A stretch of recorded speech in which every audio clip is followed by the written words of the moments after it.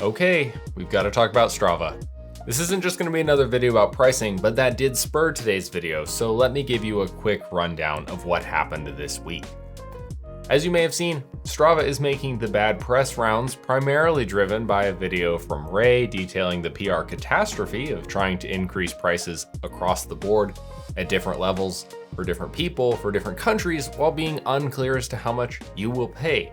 Since that video came out, The Verge did another article with more input directly from Strava, and the short version is, yeah, the rollout wasn't great, but we're standing by it. But that's not the point of this video. I think the pricing fiasco wasn't born out of a great company that happened to have bad PR one day. I think there's something deeper going on, and I think Strava has shown a pattern of decisions focusing on maximizing profit despite user needs, rather than doing a great job of solving for user needs and then happily taking money along the way. I think Strava had one truly great idea, which is to give athletes a great place to be excited about the sports we love and to be alongside people who love them too. And since that initial idea, they have not shown any meaningful innovation. And since anyone can complain, and it's a lot harder to come up with ideas, I want to go over some of the specific problems I'd love to see addressed, as well as talk about a few of the ways that I think Strava could monetize quickly while also providing a unique value for their users, and see what you think. So for some context, I've been a user of Strava since July of 11, which means I've joined earlier than 99.8% of their 75 million current users. Let's go over some of that milestones.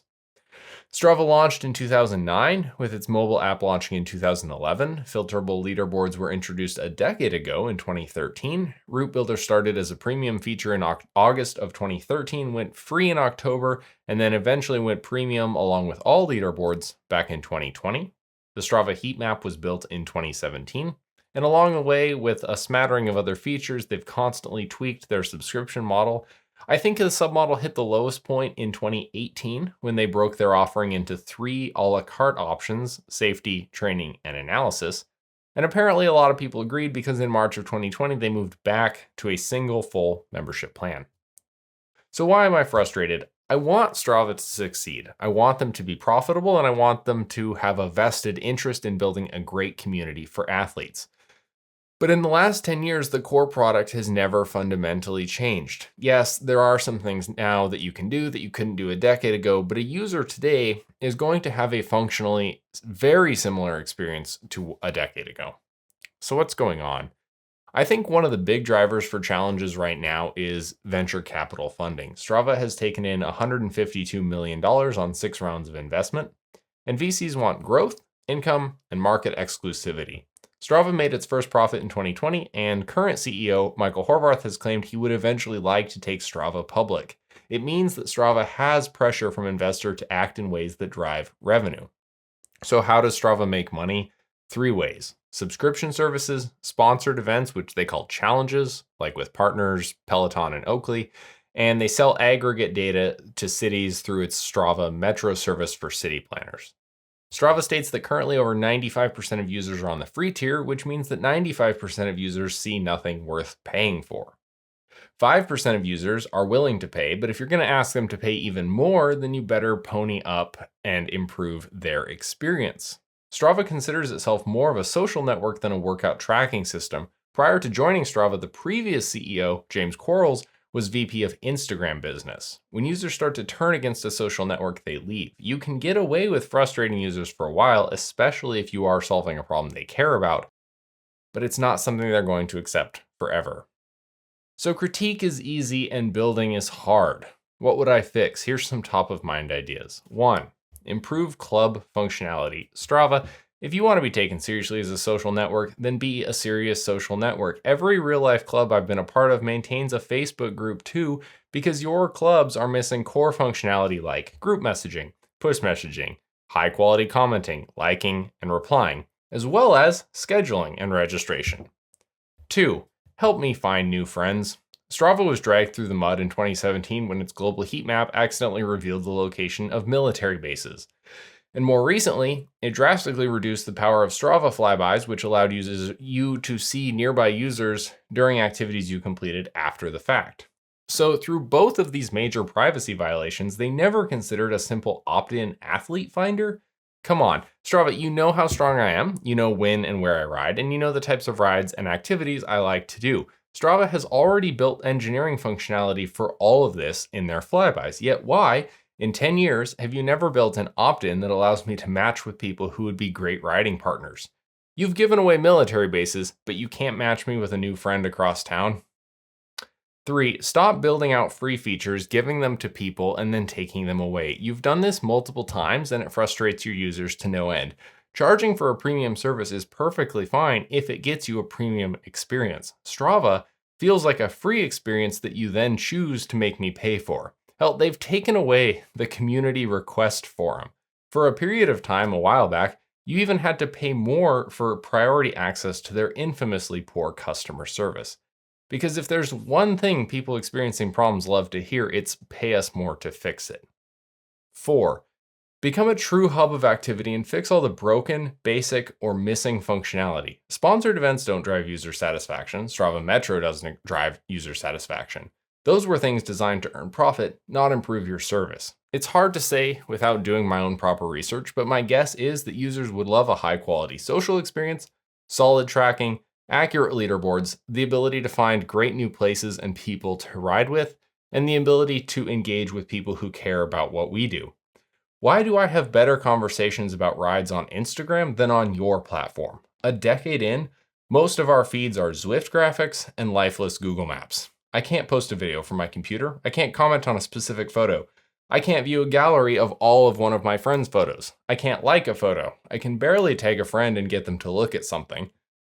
I can't share within an app. I can't send a message to a friend. I can't have default gear for different activity types. When Bluetooth heart rate monitors stopped working in your app in 2019, instead of fixing it, you removed it for a year and then put it back. Segments, one of the core product features, have lacked automatic flagging of clearly fraudulent activities forever. I don't get notifications when one of my friends posts in a club we're both in. I definitely don't get higher level features like seeing hot new trending rides, having a platform to brag about a great experience I had with a local shop, or post an event for people near me who I'm not in a club with.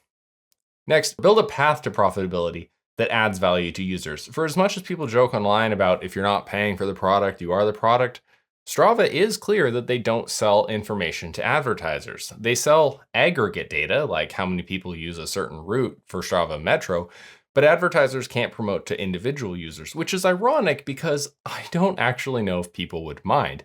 Like, nobody likes advertising, but if I have to be advertised to, I want to get something in return. For instance, Strava knows how many miles I've run in my shoes, and I've told them what shoes I'm using. If they partnered with advertisers to get me, say, 15% off the newer model when my shoes are worn out, that would be fine. Same for location data. If a new shop wanted to announce their grand opening to all road cyclists who've biked within 5 miles of their new shop in the last 2 months, I would be okay with that. If my premium membership enabled custom discounts and improved my experience and in turn saved me $20 or $30 a year, I would consider it. And on Strava's end, you would now earn more money on both sides of the equation.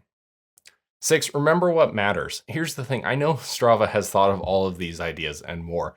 I'm basically an idiot, and they've worked on this for the last decade. And yet, here we are. Is it management? Is it outside influence? Is it a lack of direction or planning? I don't know, but where we are is mediocre.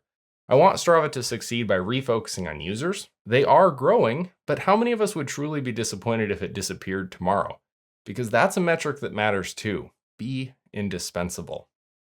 And lastly, before I go, I think it's worth calling out some great alternatives just to mention what's out there. Garmin Connect already offers great routing, and it's a great option for those of you who use Garmin devices.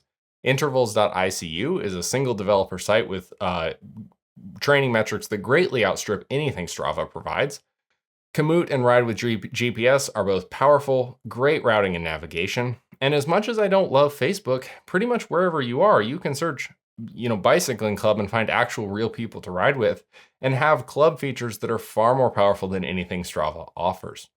And here's the thing, I freely admit that all of my ideas and perspective might be completely wrong. I generally don't like it when someone on the outside acts like they know more than the people who live it day in and day out. But I have been a user of Strava almost as long as it's existed, and they've got 150 million in VC, and I just fundamentally don't believe that they're doing everything right just because they're Strava and I'm not. Sometimes When you break down all of the branding and corporate structures and VC backing, it's just a few people in a room making decisions about what they value. And sometimes those people don't make the right decisions. So, speaking of the challenges of growing things, I want to give a quick update on my own business venture. Something new is coming to triathlon, and I'm so excited to tell you about it soon. It was born out of a true problem that I'm tired of all of us facing, and I genuinely think we're going to improve the user experience of a major pain point that endurance athletes face. Things are progressing super well, and I'm clearing my last regulatory hurdle as we speak. If you want to be one of the first people to hear more about this when we officially launch this spring, then I would appreciate it if you drop your email address in the Google form I've got linked in the description. No spam, I promise. So, what's the word? Are you voting with your wallet and saying enough is enough? Or maybe you're staying on the free tier like I am. Or maybe you just quit caring about Strava altogether. Let me know and any additional comments or suggestions you have for them in the comments below. With that, I will say goodbye and wish you well.